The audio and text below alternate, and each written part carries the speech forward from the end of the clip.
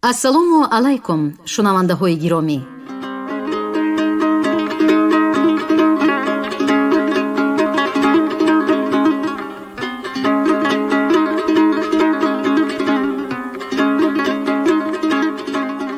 гуфтори адабиямонро аз силсилаи хониши бадеӣ оғоз мекунем. ба таваҷҷӯҳи шумо романи нависандаи халқии тоҷикистон Кароматулло Мирзоев ишқи сархӯр дар қироати Ализода Абдурашид Хоҷамқул. гуфтори панҷум.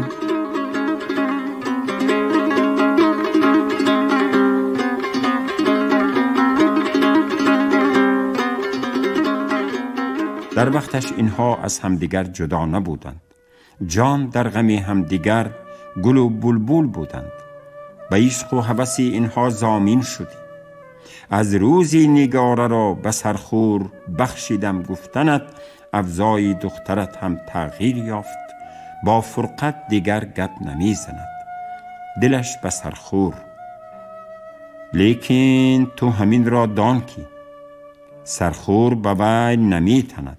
همین اگوی که به یک روز نگاره گفته وی از دری ما در آمده است، یا تو آچه شده از دخترت پرسیدی که سرخورت دوست می دارد یا نه؟ پرسیدم، ده ها بار است که می پرسم. چی می گوید؟ دم نمی زند، سرش خم، ولی تگی دلش معلوم. به خانه آنها پای تازه کرده است.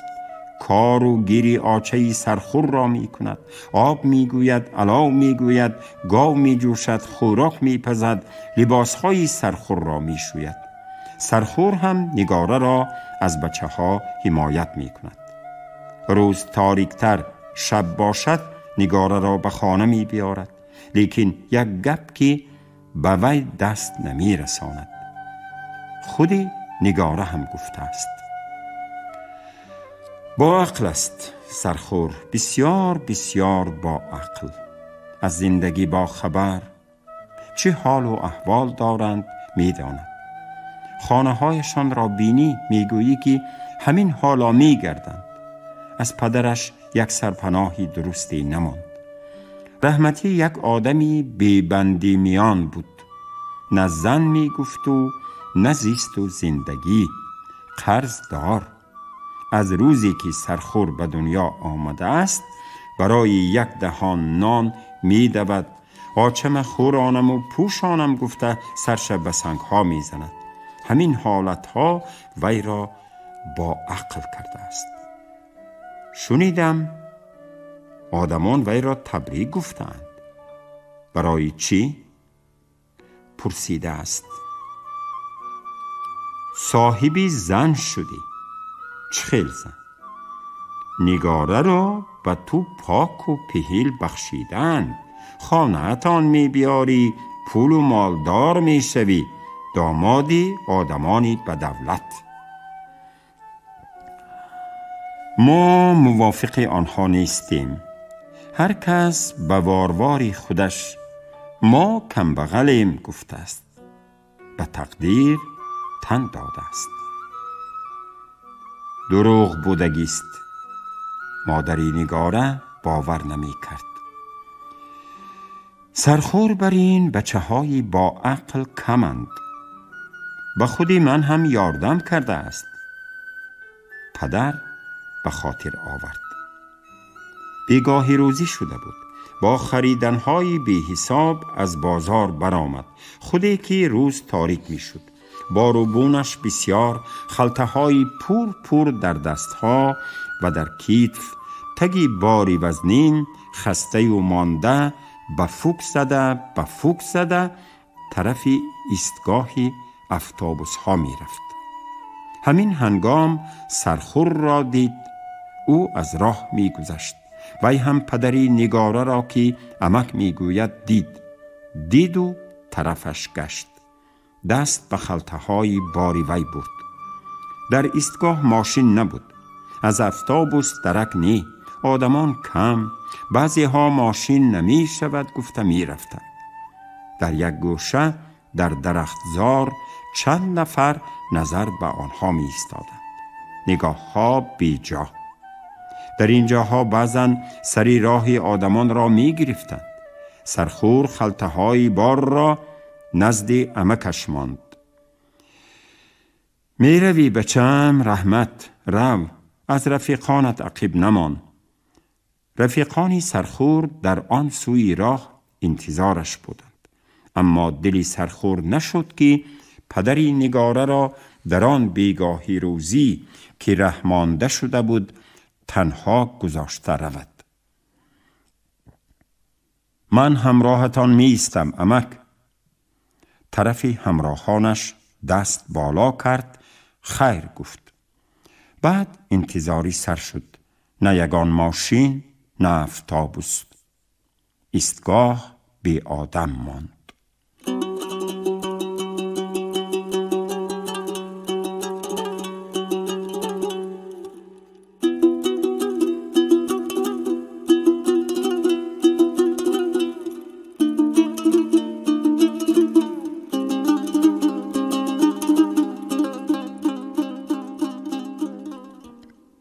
آنها خیلی دیر به دیه رسیدند. سرخور در نزد خانه اشان هم از ماشین نفرآمد. همراهی عمکش تا خانه آنها رفت. همراه با عمک بارها را فرآورد، جا به جا کرد. بعد هر قدر که نگاره و پدرش خواهش کردند که نشیند چای نوشد، قبول نکرد.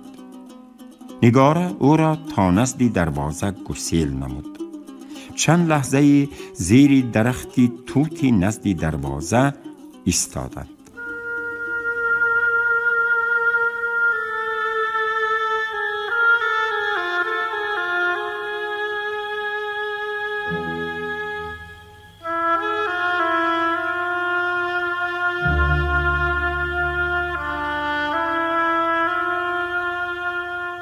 در شبی همه جا آرام، خاموشی که نگاره و سرخور تپش دلی بیقراری همدیگر را می شوریدند. هر دو پهلوی هم ایستاده و خاموش. چی گویند؟ زبانی نگاره پیش نمی رفت که چیزی گوید. سرخور باشد خاموش. ستاره ها که در آسمانی دور درخشان تر گشته بودند گویا نگاره را تلقین داشتند. به سخن آید، خاموشی را بشکند، موردی مناسب حرفهای کیها باز در دل نهفته‌اش را به زبان آرد. آخر مهرش را او در دل وی نشانده است. دیر باز بعدی که سرخور از درون علاو بیرونش آورد، بعدی که باز بسیار نیکی ها دید. همین حالا هم پدری او را از چی ناسازگاری رهانده خانه آورده است. در جوابی همه این نگاره به وی چی بگوید؟ حرفهای دلش را؟ کدام دختر رو برآورده این گپها را به خواسته‌اش گفته توانسته است؟ اما سرخور چرا از دل او بیخبر؟ حالا هم که پهلوی هم ایستادند زبان نمی گشاید، یگان چی نمی گوید. چرا خاموش است؟ نهایت به زبان آمد سرخور. آوازش بلند شد. چه حرفی گفت؟ حرفی که نگاره را خجل ساخت. حرفی خنک. خیر گفت و رو به راه شد. حرف خیر در گوشی نگاره ماند.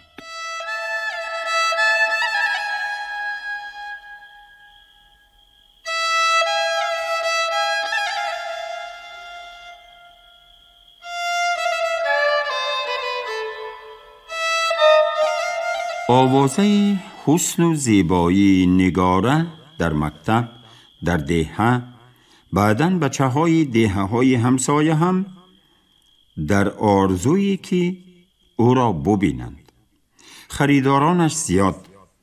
بسیار بچه ها نزد والدین شرط مانده که اگر نگاره را ندهند دیگر زن نمی گرفتند یا سرشان را گرفته بررسی رفته دیگر نمی آمدند.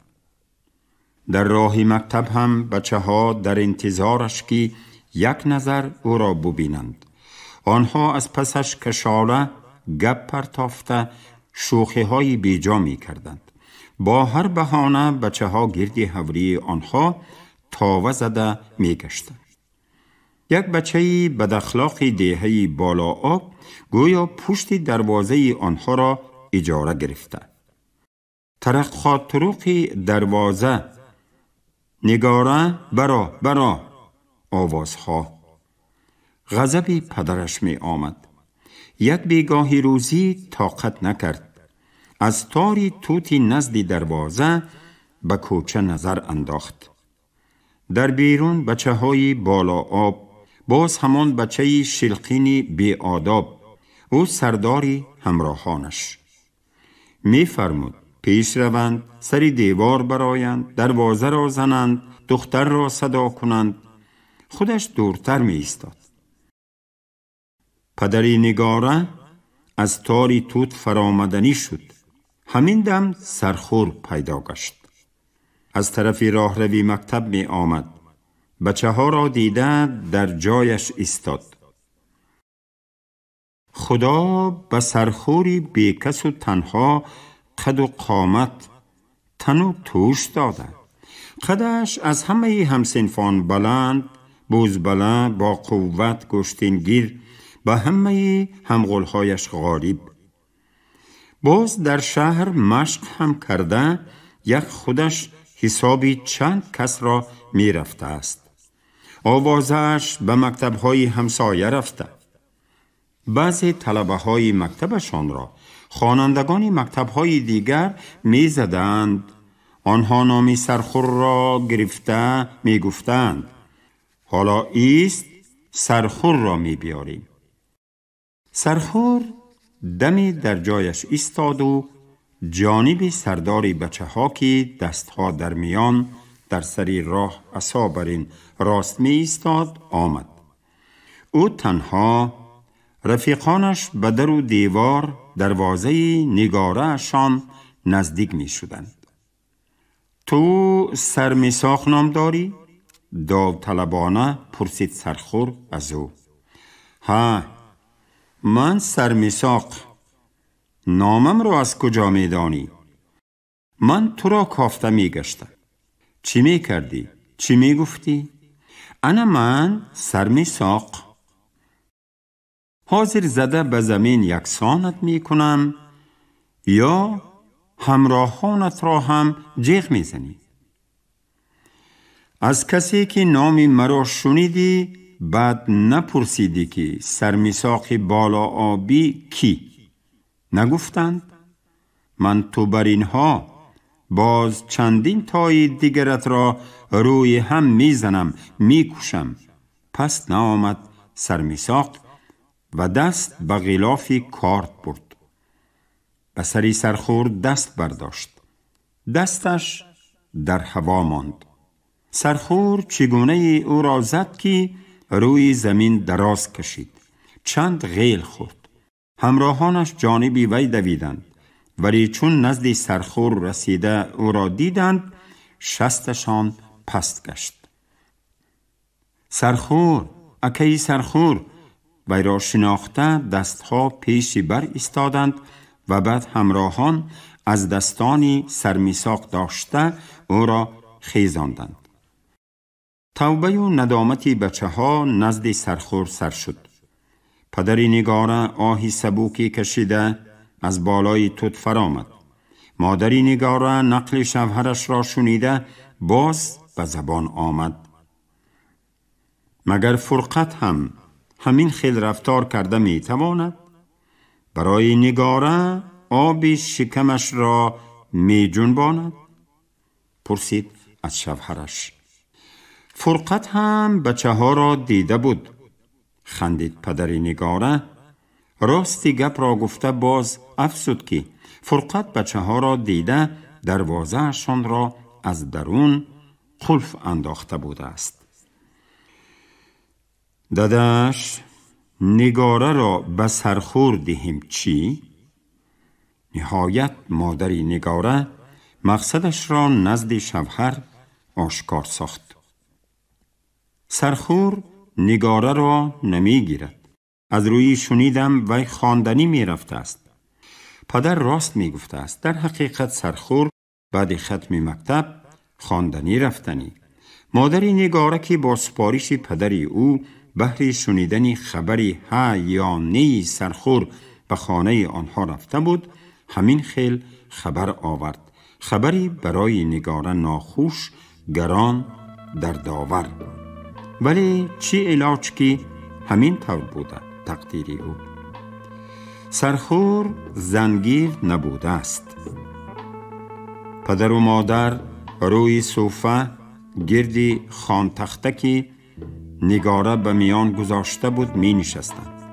نگاره خجیل و روح افتاده. مادر باز تأکید نمود که خبری نی را از زبان خودی سرخور شنیده است. او خواندنی می رفته است. همان روز خبری نگاره را نمی گیرم گفتنی سرخور در دیه پهن شد. این خبر به فرقت هم رسید. همان لحظه به حولی نگاره اشان آب آمد. رخنه آب را گشاده بودند.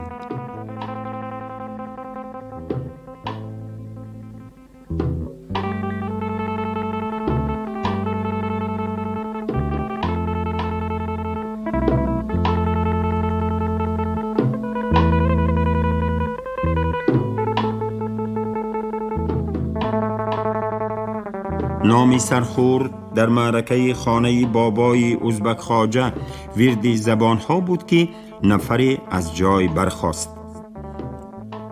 شنیدید که در دیه چی گپ؟ خیالی همه را به خود کشید. چی گپ؟ بچه ها همه غلطیدند غیر سرخور. و یک موی سفید خوشگپ خدا داده بود که از جایش پریده خیست. الا خانم کردی ضیاءالدین جان، بچه ها از چی غلطیدند؟ از خر، از اسب یا گوشتین گرفته غلطیدند؟ بابا مغم بیری میکنی، میدانی. چیه میدانم؟ بچه ها از امتحان غلطیدند. یگان تاشان در مکتب های عالی داخل نشدند غیر سرخور. این خیل بگو نفهمیدم پیری دیه. ضیاءالدین جان موی سفید خوشگپ خود را به نادانی انداخته باز پرسید. سرخور داخل شده گفتی؟ ها، سرخور داخل شده است. وی کدام مکتب رفته؟ اینستیتوتی صنعت. کی می شده؟ حافظی هم میتونه. آوازش نشنیده بودیم کو؟ یک معلمی زور یاردم رسانده است. بعد خودش احمد بابا قل را تقلید کرده اینستیتوت به سر برداشته است. توانسته است. گوشهای مردم کار کرده است بگو. همین خیل آواز هم داشته است بگو. خدا داخل نمی شد. خدا از کمپیری صنم همین یک صغیره هم نمی ماند. یک موی سفید سرخور را دعایی بد کرد. برای چی بابا؟ همه در حیرت افتادند. یک عادتی بد پیدا کرده است. درخت نمانده بریده گشته است. موی سفید راست می گفته است. سرخور بعدی دانشجو شدن همین خیل کار می کرده است. اما درختی سبز نمی بریده است. هیچگاه به هیچ وجه. تیشه و تبر اره در دست، خرش پیش دره به دره جر به جر گشته درختی خشک می جسته او. درختهای خشک کم یگان. آنها در سری تیغه، تنه کوه و کمر در جایهایی که پای آدمی نمی رسیده. ولی سرخور ناعلاج بار زندگی مادر به عهده‌اش باز در شهر خواندن، صغیره بیکس تک زمین و بالا آسمان، با هر راهی که نباشد باید بزیهند روزی خودش و مادر را گذراند. البته با راهی حلال، با مهنت. هفته 1-2 بار خر هیزم یافته ده به ده گردانده می فروخت، پول می یافت. به گفته مادر که مرد بچه است، خوار نمی شود.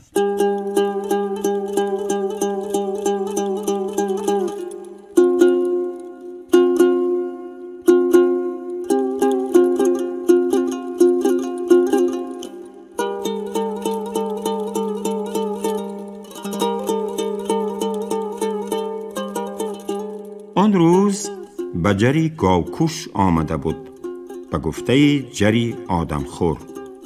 اولش وهم‌آور نمی نماید، نا و نما. بعدی 5-6 متر پایان شدن پهنایی جر نمایان می شود. از یک گوشه تا گوشه دیگرش خیلی راه، بلندیش از پایان چشم نارست، به بالا نگری چشم آب می گیرد.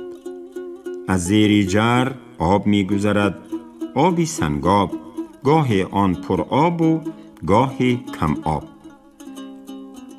خدا نشان ندهد آنهایی که قصد جان خود کرده رو به جر می آرند یا گاو و مالهای به جر می افتند، تا لب جر رسیدن امید به زنده ماندنشان می شود، ولی از آن پایان برای همه اجل از 100 جان 1 جان نمی رهد. قدقدی ناوه تا دمی جر درختان رویدند، جا جا باز درخت. بعضی آنها خشک شدند، بابی هیزم، بابی علاوی. لیکن مردم اگر یک پرخ علاوی نیابند هم برای بریده بردن یگان شاخه این درختان جرأت ندارند. بی عقل نیستند که هیزم گفته جان به خطر گذارند. اما سرخور چند درخت خشکیده اینجا را پیش چشمه کرده است. آنها از همه پایان، بعد جری کلان که اگر سری کس کلابد یا پایش لغزد بود نبود به جر می رود. سرخور همه این خوف و خطرهای جانش را می داند، به حساب گرفته است. دیوانه به کار خود هوشیار، خانه به خانه اهل دیه گشت. یک وجب بندی که داشتند به او دادند، یک باری خربند. بندها را نوکی به نوک کرده در تنه 1-2 درختی سری جر و درختانی از جر دورتر بست. بندها را داشته بلندی ناومانند را فرامد، نزدیکی درختانی پیش چشمه کرده اش شد. باز توپ خیلی بسیار بند داشت. خوفی از همه زیاد از بالا به سرش سنگ آمدن و باز 1000 خوف و خطر دیگر. پاده گاو و مال مردم در نزدیکی، گاو یا بوز و بزغاله از پاده جدا شده به جر افتد چی؟ آدمانی جان بیزار هم پیدا شده اند. یک راه آسانی به مرگ رسیدن آنها هم خود را از جر افکندن. سرخور در اینجا درخت می زند، هیزم جمع می آورد. خوب بوده که پایانتری جری ناومانند تنگتر.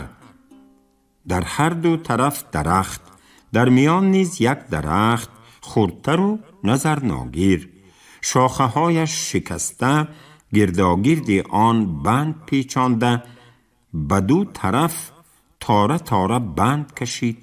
تارها را وجب به وجب در میان درختان هر 2 طرف بست. در بین آنها بز و بزغاله، گوساله، سنگهای کلان هم در میماند. تکیه به درخت ایستاد. تیشه و تبر را به تنه آن زد، اره را به شاخ آویخت. درخت عظیم اول شاخ و نوده هایش را می زند، بعد ارقتی نوده ها را می برد. انا در همین لحظه ها که سرخور در زیر درخت می جنبید، فخری و لطفیه سری جر آمده بودند. آوازی گبزنی به گوشش رسید. گبزنی 2 نفر پسر و دختر. نگاهش به جانب آنها به بالا، گوش و هوشش به گبزنی. پسر و دختر مصلحت داشتند. ارنگ ارنگ می شنوید. چند حرف به گوشش آمد. اول من. دختر و بچه با هم بحث داشتند. اول من. آواز دختر شنوا بود.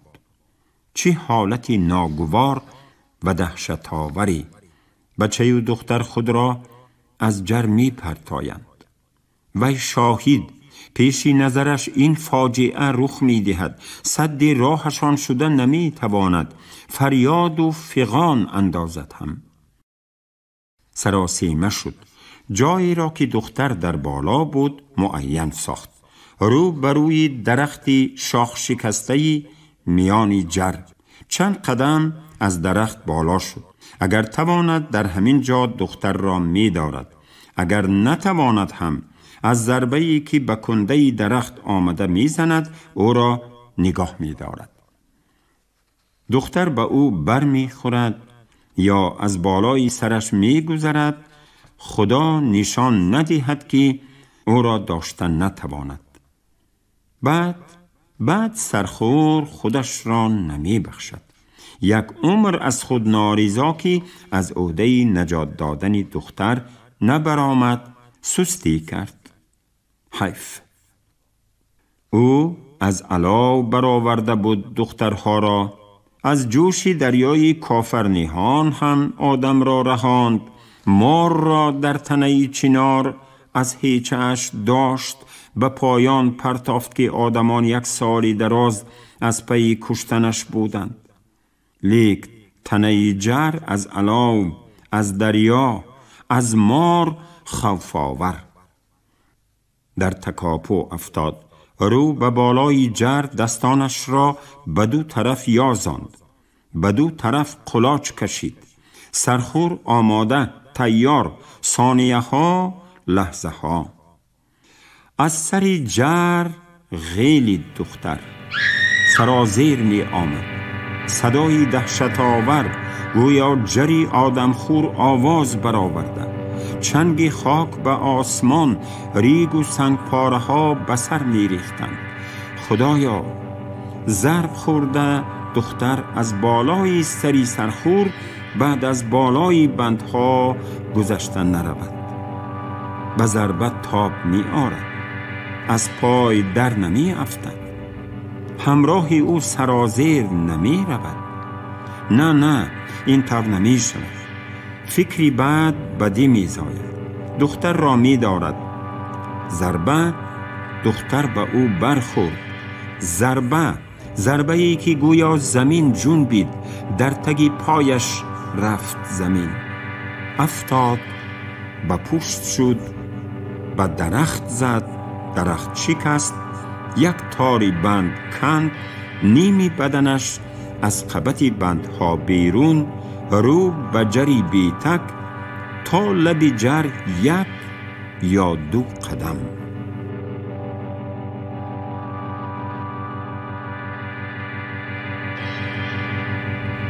شما گفتاری 5 رو از روی رمان نویسنده خلقی تاجیکستان کرامتالله میرزویف عشق سرخور در قرائت راوی علیزاده عبدالرشید خوجمقل شنیدید.